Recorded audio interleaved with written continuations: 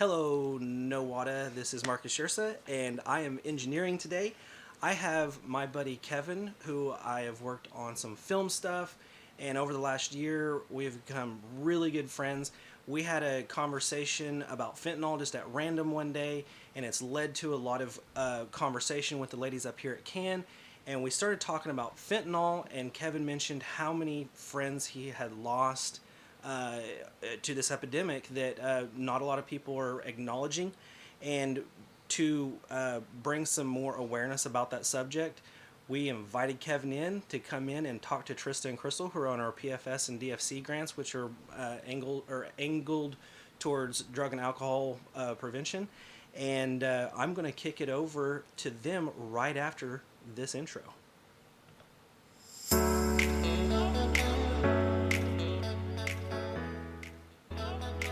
Our mission is to promote strategies and policies which ensure improved health for all citizens of Nowata County.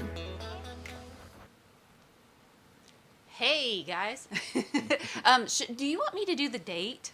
Like I Sure. usually do the date. Yeah. Okay, so It's always relevant. It's Monday. Oh wait, it's Tuesday. Monday. Tuesday. Wow, sorry. It's the Monday is Tuesday. I've had in a while. So it's Tuesday, January 11th, 2022, and this is actually our first podcast back from for the new year, I guess. Oh yeah, this is Yeah. season 2 of This the is Know What I Can season 2. podcast. I gotta remember Wow. that. Wait, I'm on the first episode of season You are, 2? yeah. That's exciting. Yeah, awesome. Well, so like Marcus said, we are here with Kevin today. We've had some really awesome conversation today at lunch, and just getting to know Kevin's story, and we're really excited. So, to have hi him everyone. talk. My name's Kevin Robertson. I'm from St. Louis, Missouri, born and raised. I am an ex-heroin addict, meth addict, drug addict. Drug addict's best way to sum it up, because it wasn't just one issue with one drug in particular. I suffer from trauma more than anything. From a young age, my grandfather punched me in the face when I was 2 years old. Came home and he was drunk. Okay, and I witnessed my grandmother and mother fight my grandfather. Okay, at a young age, I was forced to wake up and felt unwanted. You know, when you go through that with a family member, you feel neglected, you feel, hurt, and never got any resolve from that. Leading forward, I was probably 4 years old. This actually was pretty bad. My brother almost died. I loaded a shotgun and tried shooting myself in the face. Okay, I was At four. years old. So how can you look at a 4-year-old and say, how are you suicidal? Okay. Mm-hmm. So when I was 4 years old, I couldn't reach the trigger, and I went to sleep. Well, the next morning, I heard my brother and sister running downstairs, and I woke up frantic. I ran down there real quick, and I grabbed the shotgun out of my sister's hands. We always had access. There was never shells around, and to this day, I don't know where I found the shotgun shell, and she had one to my brother who was on the phone, and I grabbed it out of her hand. I knew she had the one I loaded, and me and her pulled the trigger at the same time. Oh wow! And I shot a stereo, and she had nothing, So thankfully, my brother's alive. Mm-hmm. Mm-hmm. But it gets a little worse. So after that, we moved down to Okmulgee. My family's actually from Okmulgee, my grandfather's side, and my grandmother's born in Ireland, raised in Scotland. Okay, so when I was in Okmulgee, my brother actually set me on fire. He set my bunk bed on fire. And for some reason, I was on the top bunk, and my sister luckily woke up to my bed in flames completely surrounding me. Okay, and she went and woke up my mom, and she had to reach over the flames and pull me out. And it was a big snowstorm and everything. When the fire trucks came, they had to carry us up the street. So I almost died there. Yeah, that was pretty bad. So moving forward, my family is very traditional, when it comes to marriage and stuff. And I was born out of wedlock. So I was kind of like shunned, not on purpose, but it was always there, It was that. Yeah. and when you feel isolated in a family, you feel alone, My father left when I was born. I've actually only met my father one time. I was 9 years old. Christmas Eve was the only time I met my father, and he came to me on Christmas Eve and told me a bunch of lies and promises and everything. And when you're young, these people are supposed to be your heroes, and there was a lot of things that I didn't understand as a child that they go through, and I held it against my mom and my grandmother, but nowadays when I look at it, I'm like, okay, they were doing everything they could, being at work during the day, being at work at night, and who's the parent though? If everyone has to work, who's watching the kids, what's that saying? If the cat's away, the mouse shall play. Yeah. So being in St. Louis, we had a huge group of friends. There's 40 to 60 kids Wow. on bikes every day Wow. in my neighborhood. Okay. So when drugs came in, it was too late. I was smoking cigarettes when I was 5 years old. Okay. And I smoked till I was 7 years old, and then started smoking weed when I was like 9. Started snorting cocaine at the age of 13. I was given LSD when I was 11 years old. I sat in a room and cried and laughed for hours. Marcus and I, we've talked about brains being at the age that you do things. Right. And I really believe that mentally I was 11 until I was about 19. Okay. And you really can't grasp reality when you're given that before you're mature. Especially hallucinogenic. It's just completely blown out the water.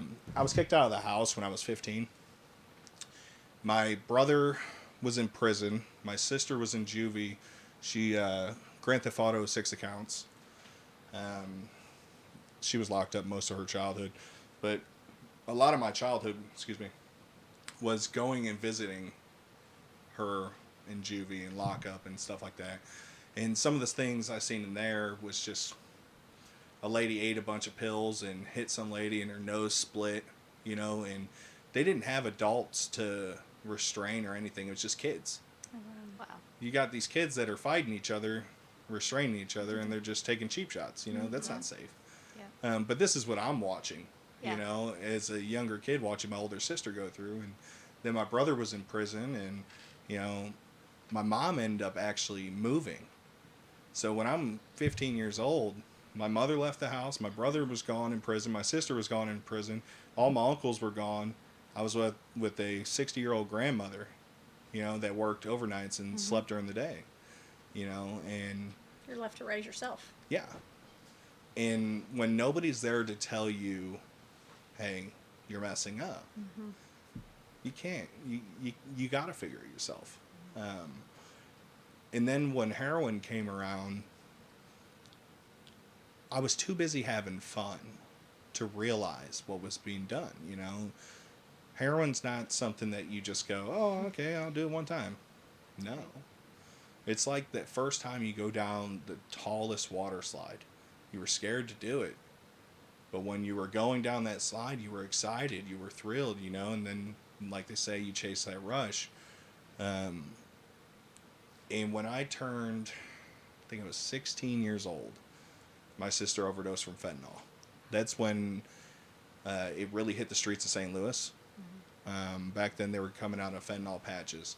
And easy access, anybody with cancer, heart issues, they were getting it. And my sister wasn't able to feel the left side of her face for like 3 months. Wow. She was legally dead for 7 minutes. And a week after that, I lost my best friend. Okay. My best friend, Daminal, died at 17 years old. He was with 2 of his friends that allowed him to die because they were too worried about a drug rather than their friends. They were worried about what the cops would do, but the sad truth of it is they couldn't have saved him regardless because how strong fentanyl really is. And when people get used to heroin being something that's like, okay, it can kill you, this and that, But fentanyl, the smallest little bit added to that heroin is seconds. Wow. It's that one dose and you're out. That's what the scare stories are all about. They tell you, oh, one time could kill you. Yeah, it really could. You know, just making the pills could kill you, you know, like the dust and stuff. But when my friend Dan died, I think the world around me crashed. I ended up going to jail that night. The Ellisville, Missouri police came to his funeral, and they weren't there to be helpful. They were actually there trying to arrest people. Wow. So this is a funeral, and I walked out to about 8 officers, and I kicked them out. Those 8 officers found me that night, handcuffed me, and whooped my ass. Sorry for my language, but that's No, what you're happened. Okay, and these were actually cops that grew up with my mom. They were calling me different names, not like cussing. They were calling me different people. Mm-hmm. They had no idea who I was. I was 17 at the time, getting beat by grown men. Okay, all with my best friend dead. Okay, after that, I think all of my friend group just crashed. Nobody knew what to do anymore because he affected so many lives, and it was always that one person that you never thought it would be. Yep. And even when I got on drugs, everyone always said, Kevin, I never thought it would be you. Because I always looked happy out in public. Mm-hmm. You know, it's that whole thing, like, the most unhappy people are the ones smiling the most, you know, because you got to fake it to make it. Yep. And I wasn't surprised, though, you know, because I knew I was suicidal from a young age. I knew I suffered from trauma. And I didn't like facing reality, you know. And I used to blame everybody. And I think that's the biggest thing for me was I stopped trying to hold other people accountable for my actions. And when I was able to look deep inside myself and say, this is what I didn't like about me, and understand that that moment helped me get to this, you know, that's when I started getting the strength under my own feet and be okay with it. You know, another thing is when I became a felon, okay, I wasn't given a chance. I was arrested with heroin, being a user, okay, again, beat by the police. I was racially profiled in a black area because I'm white. They threw me out, had guns in my face, no warning, nothing, you know. That's traumatizing. Mm-hmm. I've literally been woken up in my bed in my house. The Baldwin police kicked in my grandmother's garage door without a warrant, illegally arrested me in my bed, and then was released by the chief of police because they broke the law. Wow. Okay? And so my view on a lot of things is distorted by a lot of bad people. Mm-hmm. When I was 18 years old, I went to, from 17 to 18, I went to about 8 funerals. Oh, wow. May it be suicide, may it be fentanyl. I've had a lot of people shot and killed. A buddy of mine, his name was Shorty. I just got off the phone with him. And was like, hey, man, I'm about to pull on your street. He was like, yeah, call me when you get to Goodfellow. I called him, and I talked to a murderer on the phone. The guy answered and said, Shorty's dead.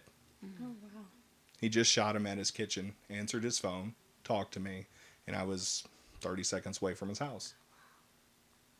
If I would have been just that much faster, you know, I could have witnessed it. I could have been there, you know, like. Yeah. When I was in St. Louis City workhouse, I was almost murdered. I was jumped by 20 people. I had a fractured skull, broken ribs, broken hand, broken nose, 2 black eyes. I was literally jumped because I was a big white guy. Okay? They knocked me out, woke me up, knocked me out again.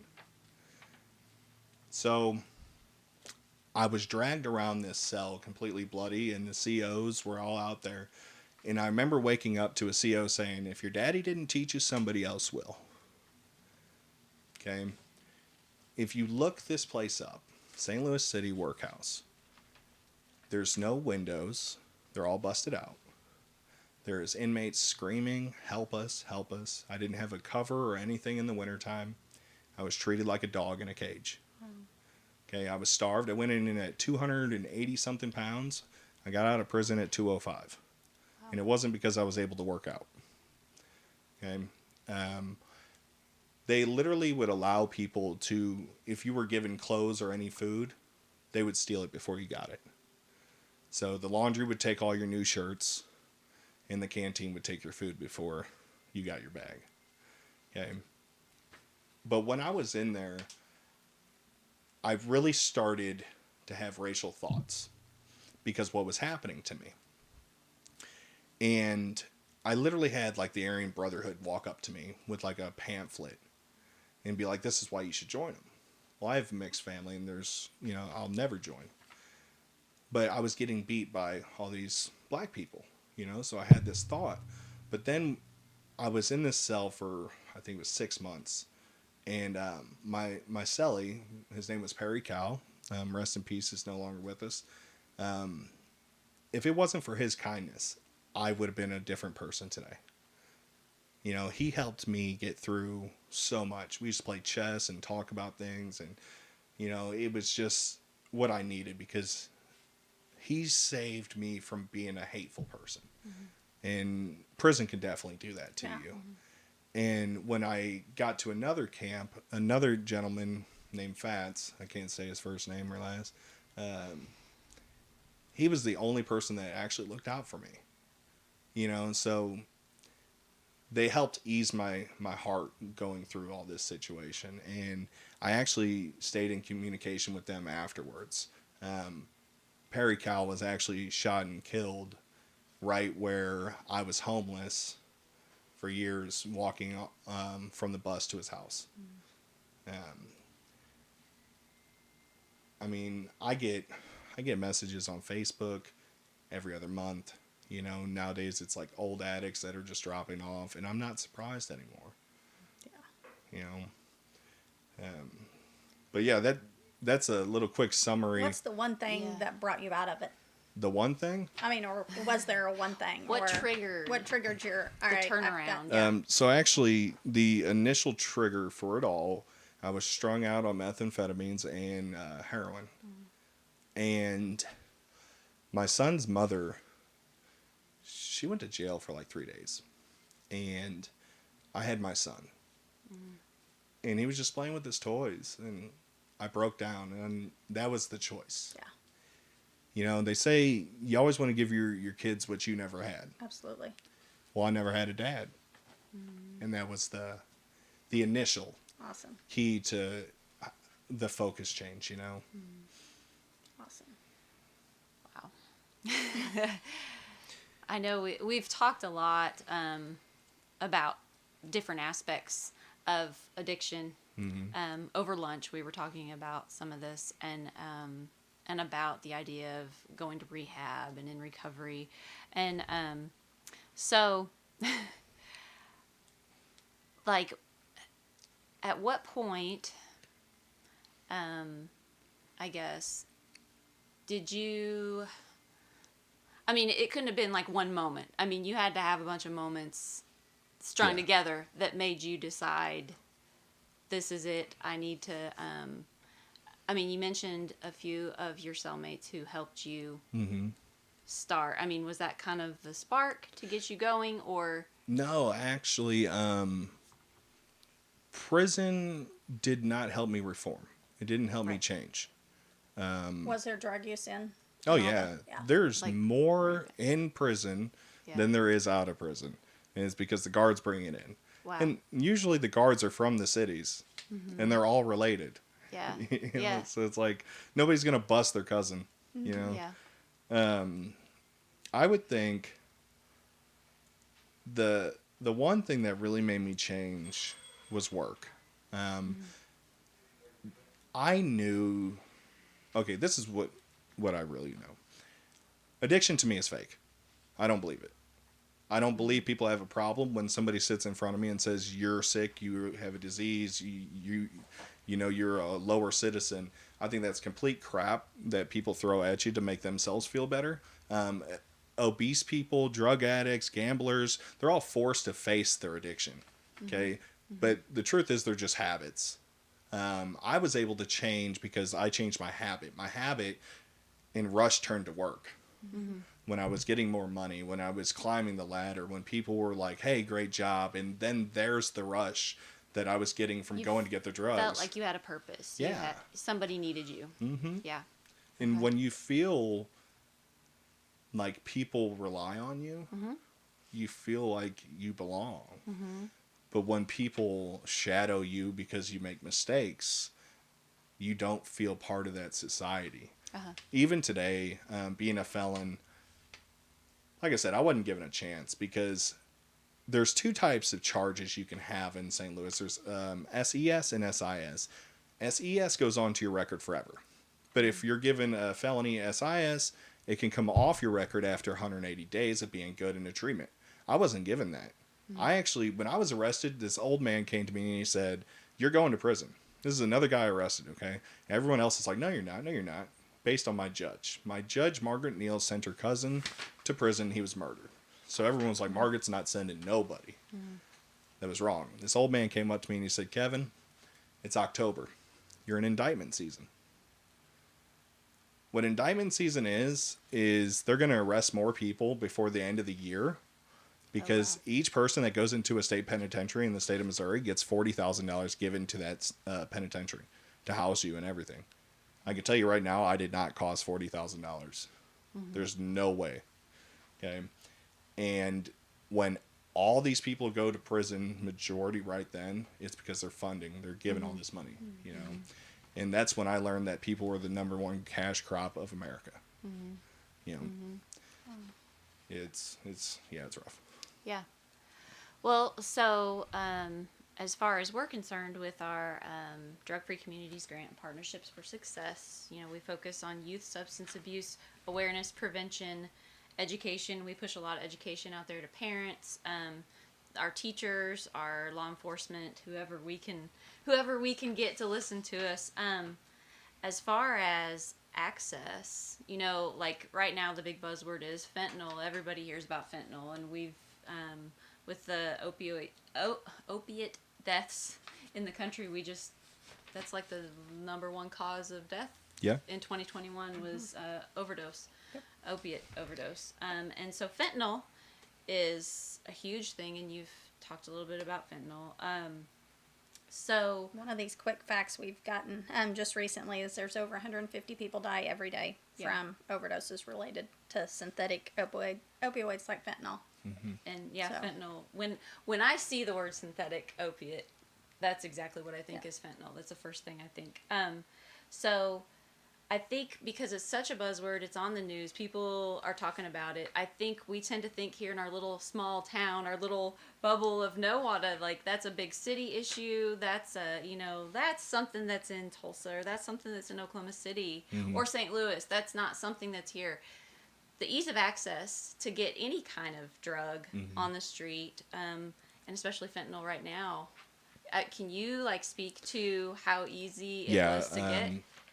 So fentanyl is actually given to cancer and dying patients to ease with the pain. If you have a crippling arthritis and stuff like that, it's going to be in your medicine cabinet. It's so much easier to get fentanyl than it is heroin. Cartels have actually stopped bringing in heroin into the states because they could get fentanyl a lot cheaper than they can cut. You know, one patch can break down into easily 200 pills. Wow. Okay, and those pills are all cut with a dormant or a laxative that stretches it further out, you know. So you got these people going out and thinking that they can just mix this stuff together and people are going to be just getting high. No. You get too much fentanyl in one little cap and that person's dead. The sad truth of it is once an addict, a heroin or a fentanyl addict, finds out someone's died, that's not, hey, let me step away. That's, call that guy right now. He's got the good stuff. Oh, wow. And it, just like when we were at lunch, I was talking about trauma. I fully believe addiction's fake. It's trauma. Every bit of it's trauma. And if you want to solve somebody's issue, they need to dig deep within themselves and find why they're trying to escape reality, and fentanyl is literally suckers, it's patches, it's pills, it's, it all starts with a hydrocodone. And any doctor will give you that, that has Percocet, 5 milligrams Percocet, and that right there sparks it. That's what's scary, that kids can get their hands on those. Well, and way too easy. We do hand out medicine safes here for free out of our office. We give out lock boxes. How many do we give out a week, do you think? I mean, we always have people call. 5 to 10 a week, probably. Yeah. Here. So, I mean, We that also- just shows how easy it is to get when we're handing out boxes for people to lock their stuff up. We also we do drug takebacks every quarter with the pharmacy, our local pharmacy here in town. And several months ago, we had one and we took back like 30 pounds. This last time was 45, and there was fentanyl patches in there. So it was like, yes, we are It's here. getting somewhere. It is Yeah. here. Well, and a lot of people that are raised without parents are raised with their grandparents. And those are a lot of the people that have the prescriptions. They're the ones that are on. Yeah. Yeah. Well, and when you watch that as a child, you're watching someone, the only person that loves you in any way, die. You're going to try to escape reality, and like I said before, there's justifiable things that some people will never step away from a drug. And they don't need people trying to fix them. Sad truth is, I didn't need everybody in my ear telling me what I should do, what they think I should do, what I need, because they didn't know what I went through. Yeah. Like a 4-year-old trying to shoot himself in the face. Like, Yeah. like there's reasons for that, that, and when you look at other individuals, we don't know what they're actually hiding, and when you look at the drug use that they're doing, just know it's bad. Yeah. And I think the best way to deal with a fentanyl user is be open to them. Most people shut them down without even listening, and that's why they don't talk. That's why they don't want the help from others. That's why they don't accept it. And like when I was in prison and I had a counselor tell me, "Hey, why don't you respect me?" And I'm like, "Well, you know that book. You know what it looks like. You don't know what it feels like." Right. It is a huge thing. You can tell me whatever you want to hear or think I want to hear, Right. but at the end of the day, you've never been under the bridge shooting up dope because you had no one. Yeah. Yeah. And that was me. I literally was living underneath a bridge and had no one to go to. I was kicked out of my house with my son 2:30 in the morning during the wintertime. Like, what do I do? Nobody cared. And that right there is where addicts fall into, is nobody cares. Me personally, I found people that did care. And I think that helps when people, like Marcus said at lunch, he said, "I believe in you." Yeah. When you can look at someone and say, "I believe in you," and actually mean it, and not call them and be like, "Hey, I'm worried. Are you okay?"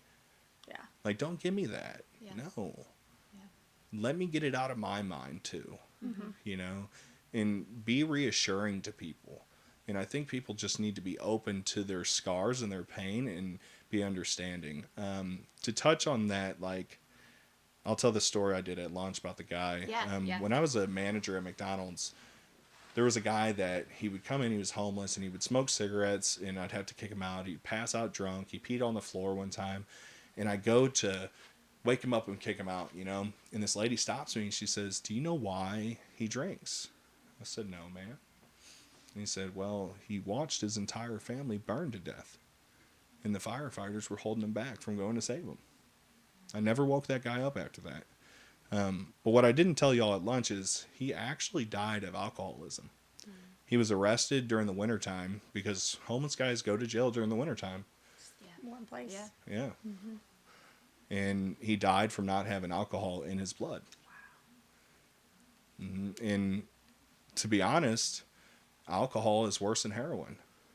Because you can have an addict on heroin for 10 years that can step away from it and not die from it not being in their blood. But if you're an alcohol abuser, I'm sorry, you're going to have that beer. Mm-hmm. Yeah. And some doctors actually prescribe beer, little amounts because they need it in their blood. And it's all linked to one major thing to me, and that starts with trauma. Mental health. Yeah. Mental health is Yeah. huge. Mm-hmm. Yeah, I mean, it would be a symptom of a mental health issue. Yeah. A huge symptom, but it's nonetheless. Well, Can I be a voice in the sky? absolutely, Marcus. I would rather Absolutely. see you guys than put it back onto my Hey, silly we're just, face. we're just thrilled to have Kevin here and Oh, share man. his story. I mean, it means so much more coming from someone who has lived it Absolutely. than any of us talking about the statistics that we read about and the stuff that we study on and the data we collect in order to educate the public. I mean, Real life story. yeah, Absolutely. Yeah, I think it's valuable for our community to hear it. So. For some of us, that, I think each and every one of us have had some level of trauma. I tell people all the time, I've lived a very yeah. charmed life. I've told Kevin, I've known Kevin for quite a while, and he and I have become very, very good friends. And it makes me super happy for him to know that I believe in him. Okay, hold on a second. He's Breathe. crying. Everybody. It's another reason I didn't want the camera on turn me. that camera around. Because at the end of the day, what we want people to get out of this, we're at almost 32 minutes, and I think this That's is something. all right. If people That's all right. if people get on this, they're not going to stop. Yeah. Because it is not a story of woe is Kevin. No. No. Kevin is not No. broken. No. Every kid that I've ever counseled has not been broken. They didn't need me to fix them or save them or anybody else to fix them and save them. They needed somebody to believe in them. They Yep. needed somebody to inspire them. They needed somebody to, what did you say? To influence them. It's who you're surrounded by. And so many times I've had kids go, well, I'm going to go hang out with this kid. And I was like, man, remember, last time you hung out with them, you got into trouble because that's what you guys did. You need to change that dynamic and find something else healthier to do that fills your cup. And so we hear this stuff that is just stressful for some of us to hear, that some other human being has gone through what Kevin's been through. And if we don't love people enough to listen to them, they're possibly going to go towards something that's going to be harmful to them. They're going to choose harmful behaviors because they don't feel like they belong. And I'm going to tie this into what we do. No One Can doesn't necessarily do events for the sake of events. We do events to create a family welcoming community atmosphere to help people that maybe feel disenfranchised feel like they belong. We want them to be comfortable. We want them to know that we care, that we know that we believe in them.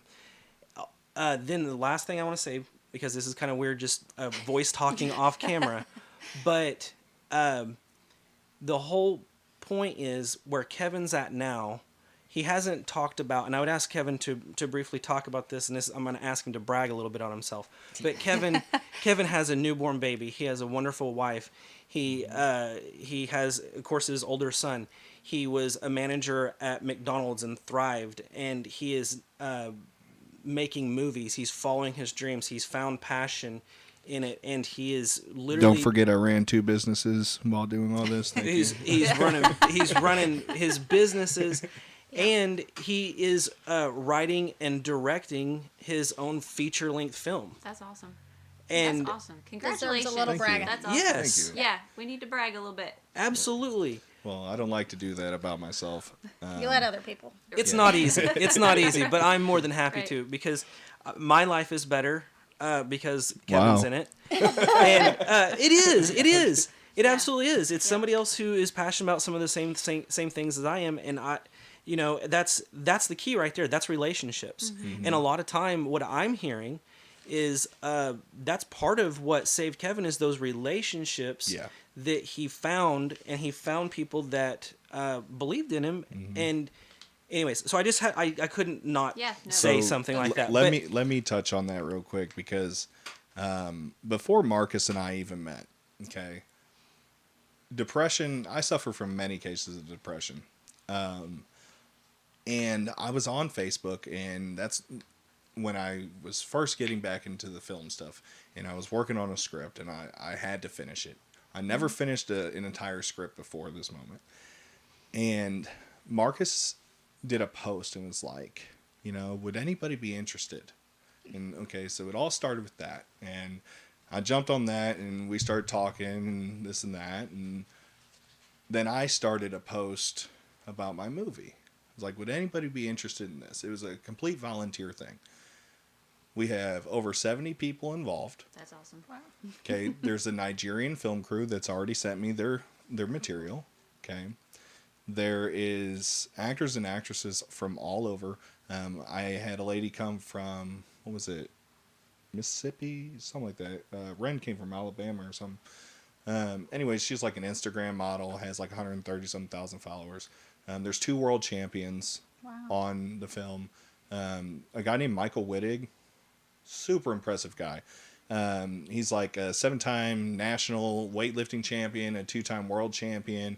And then there's a guy named Sean Backett. He's a professional trick rider. 2-time world champion trick rider. Cool. Yeah, and like Who's now on 1883, the Yellowstone prequel. Yeah. Awesome. Yeah, I love Sean. That he's actually one of the producers of the Shatterman film. That's my movie. Cool. And there's at least 3, if not 4, actors who were on Reservation Dogs. Yeah. Cool. There's so many individuals that I've gotten to meet that I never would have thought I'd be even in the same room of having conversations, And it's crazy because every single one of them has brought, a great attitude. They believe in what I could do, and they're there, and they're showing up. And I heard one time, and it was like, if you want someone to believe your dreams, go talk to a stranger. You talked about like sparks and moments and stuff. One of my biggest things to step away from depression was actually realizing that there's 8 billion people on this earth. That means there's 8 billion doors to open. Good attitude. Dude. That's a good one. Yeah. That is a good one. So it's like whenever you're feeling down, you're feeling sad, you're feeling alone, just remember that there's other people out there that are feeling that, that are looking for you. That's awesome. I was going to ask you, kind of in a wrap up. We probably should be in wrap up mode. Yeah, we should. This has just been so good. I'm Yeah. glued to it. Yeah. Like I'm watching this and I forgot to switch the camera angles because I was just glued to it.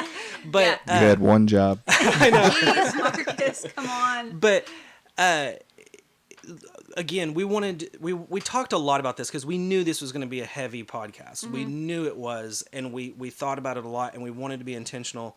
And I think we covered the things that we needed to, but we wanted to keep at the core. At the end of the day, this is inspiration and influence is what we want to do. And anybody who's watching this maybe as a professional in their field, psychology, mental health, drug and alcohol counseling, whatever it may be, community health in general. We want some of the things that Kevin has said may be against the grain on what you have been educated with. And we want you to struggle with that. I've always been somebody that wanted people to struggle with their paradigm and go, this challenges what I believe or what I've been taught. But you have a man sitting here who you managed McDonald's for what, 10 years? Yeah, 10 years. Has had this, you've heard his story, you know where he's been, and you got an idea of where he's at right now. If that's not inspiring, if you don't take that in consideration, then please struggle with that more. Take that, apply that to the next time you visit with somebody that's going through the things that Kevin's been through and other people. Then the other thing is, Kevin, what would you say just to somebody else in the midst of their struggle? what would you say? I know advice is advice, and Yeah. it's not, you don't You know- always just follow it. But what inspirational thing would you say? And I think you nailed it right before I was going to say all that stuff. But what words of encouragement, other than them hearing your story and seeing where you are So- and where you're planning on going? One thing I'd like to say right off the bat is I believe in you. And I stopped heroin cold turkey. Not because I'm stronger than you, not because I'm smarter, not because anything that happened in life, okay? I stopped it because of focus. And I believe if any individual that suffers with trauma, addiction, that's going through heroin, fentanyl, anything like that, the best thing to do is actually look at your life and see what you have gone through and face it. You have to learn to stand up on your own 2 feet and face your own issues for what they are. You cannot keep your head held high if you're disappointed in yourself. You know, if you hate things about you, who's going to love you? You know, it starts with you. It doesn't start with the person down the street. It doesn't start with the cops. It doesn't start with AA or rehab or any of that. You've just brought your problems to their attention by breaking the law and being seen out in public. But the only reason you go out in public messed up like that is a cry for help. And really, I say the individual needs to look at themselves. And everyone else around them just needs to be supportive and understanding that there may be some trauma that is justified. You know, and if you really want to know what's going on with the person, listen to understand, not to try to fix, and just know that it's okay for someone to be in pain. You know, Absolutely. That's some wisdom right there. That's wisdom. All right. that's it, Marcus. That's all. That's all. That Well, once again, thanks for making the long drive down here. Kevin Always. comes clear. He has an hour drive to get here, and he chose to be down here because he wanted to share his story, and he knew what we do here at CAN, because I've talked his ear off about it, and he understands that No. it's a surely that not. it's a thing that he wants to help make the world a better place. And I think we should go out and say, guys, if Right. you're struggling, we believe in you. Yep. So, all right, I'll kick it over to our outro. Thank you guys for tuning in, right, thanks, Trista. guys. Well, thank you for having me. Absolutely. Thank you. Thank you, Kevin.